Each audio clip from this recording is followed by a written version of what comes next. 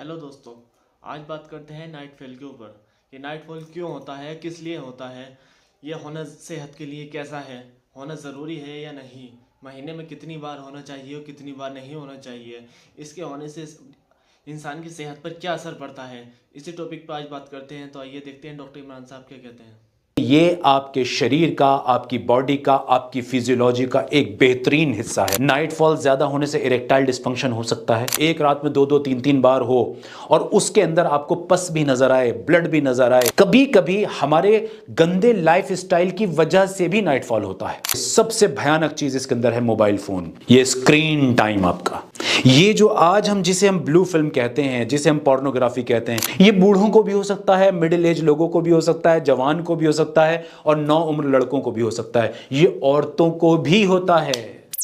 Nightfall, सपन दोष, एहतलाम, ये कुछ ऐसे शब्द हैं जिसने लाखों लड़कों की नाक में दम करके रखा है।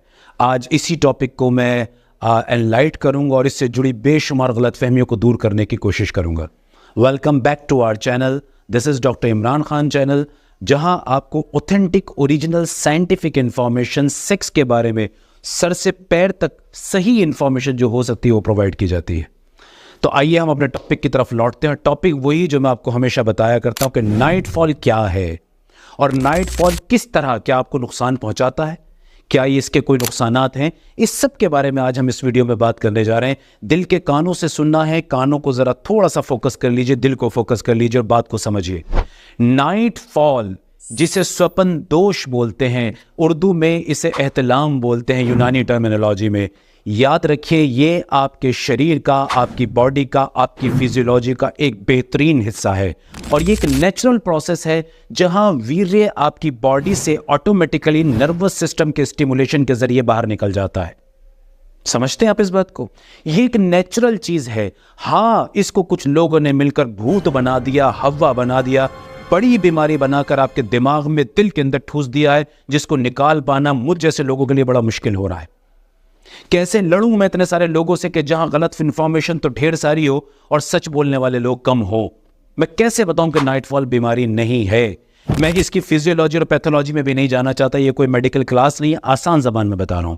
नाइटफॉल आपके शरीर के अंदर जो वीर्य बन रहा है, पहले समझिए, वीर्य 24 घंटे दिन रात, round the clock, round the day, round the year बनता रहता है। जैसे आपके मुंह में राल 24 घंटे दिन रात बनती है, कभी ज्यादा कभी कम, इसी तरह आपका वीर्य भी लगातार 24 घंटे दिन रात आपकी बॉडी के अंदर बनता है, कभी कम और कभी ज्यादा। जब ये वीर्य ज्यादा इकट्ठा हो जाता है तो ये शरीर से बाहर निकल जाता है। किसी का ये हफ्ते में 1 बार, किसी का हफ्ते में 2 बार, किसी का डेली भी निकल सकता है, कभी कभी दिन में 2 बार भी निकल सकता है।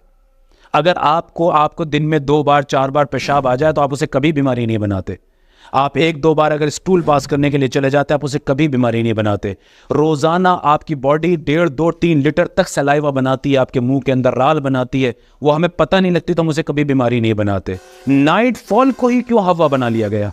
और वो इसलिए बना लिया गया कि कुछ लोग आपको बेवकूफ बनाकर आपसे पैसे ऐंठना चाहते हैं, आपकी सेहत के साथ खेलना चाहते हैं। और कुछ लोग ऐसे हैं कि जो आपके पैसे भी नहीं ऐंठना चाहते, उनको इंफॉर्मेशन ही नहीं है, वो सेक्स के बारे में, बॉडी के बारे में जानते ही नहीं है। तो इस तरह के 2 कैटेगरी और 2 पिलर यहां खड़े हो गए हैं। एक वो जो चाहते हैं कि आपको बीमार बनाकर आपसे पैसे ले लिए जाएं और आपको अंधेरों में धकेल दिया जाए, आपको डरा दिया जाए। जब आप डरेंगे तो आप ज्यादा दवाइयां खाएंगे। और दूसरी कैटेगरी वो है जो ये जानते ही नहीं कि नाइटफॉल बीमारी है ही नहीं, उनको बेचारों को मालूम ही नहीं, तो वो अपने उस अंधेरे में आपको अंधेरे में खींच लेते हैं। नतीजा ये नुकसान दोनों तरफ से आपका है।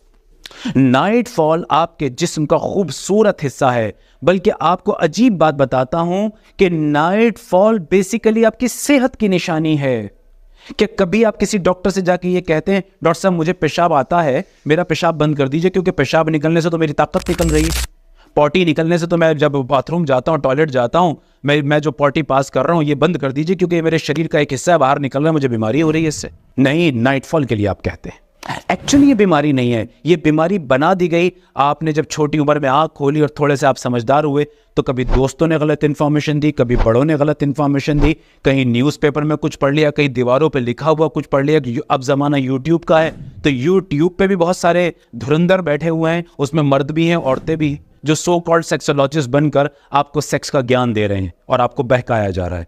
तो दिमाग क्या बना, एक मरीज का सेट क्या बनेगा, माइंडसेट, उसका माइंडसेट ये बनेगा यार नाइटफॉल कोई खतरनाक बीमारी है।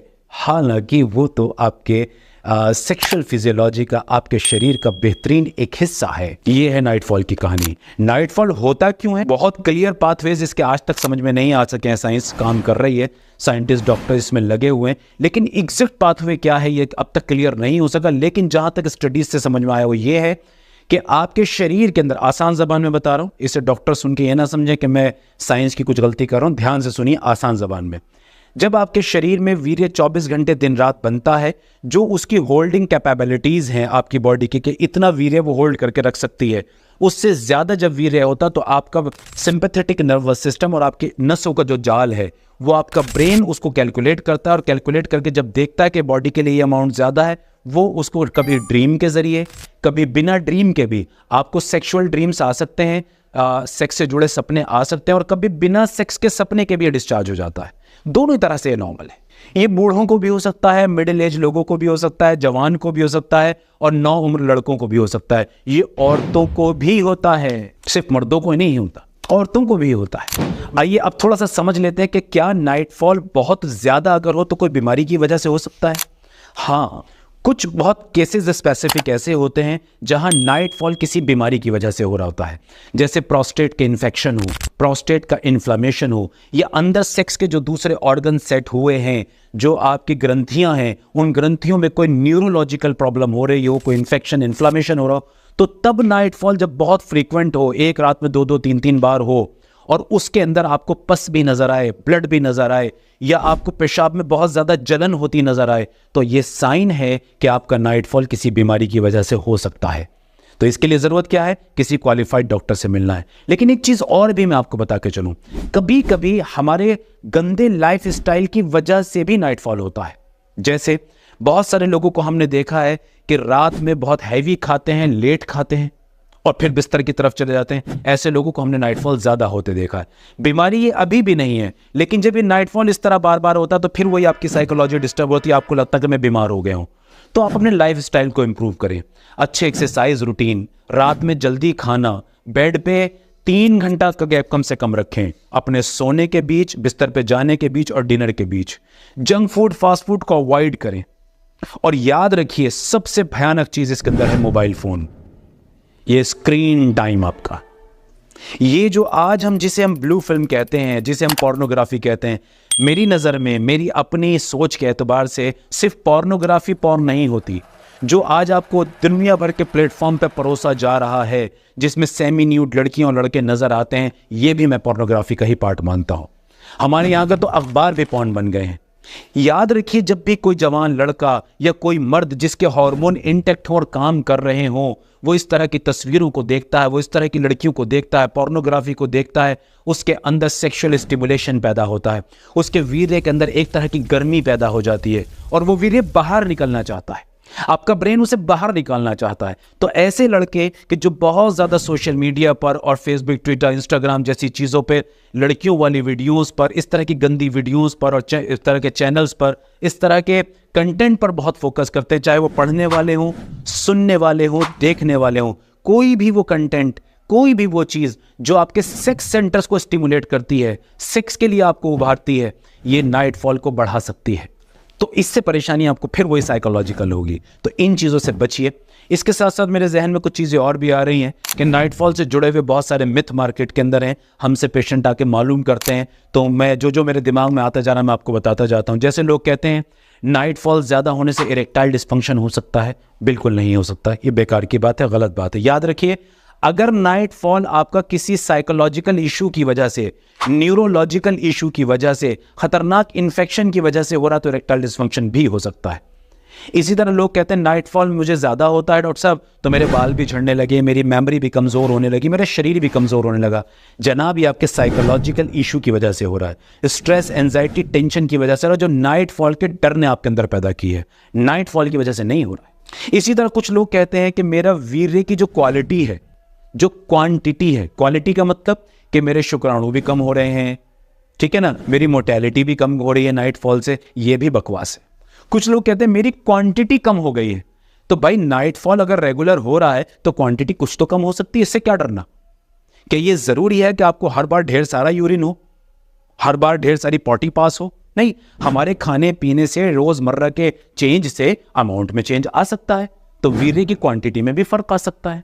इसी तरह वीर्य आपकी आंखों को, नाइटफॉल आपकी आंखों को कमजोर नहीं करता, आपके सेक्स ड्राइव को कमजोर नहीं करता, शीघ्र पतन का मरीज आपको नहीं बनाता। तो कुल मिला के बात यह है कि नाइटफॉल से नहीं डरना है। हाँ, कुछ वो स्पेसिफिक चीजें हैं जहां मैंने बताया है कि नाइटफॉल प्रॉब्लम हो सकता है, तो वहां आपको अपने डॉक्टर से कंसल्ट करना है, वो आपको गाइड करें। चलते चलते एक बात आपसे कहूंगा, अगर आपको लगता है कि इस वीडियो से आपको कोई फायदा पहुंचा और ये ऑथेंटिक इन्फॉर्मेशन है, तो आप इस वीडियो को लाइक करें, शेयर करें और इस चैनल को सब्सक्राइब करें। इससे और बहुत सारे आपके जैसे लोगों का फायदा हो सकता है।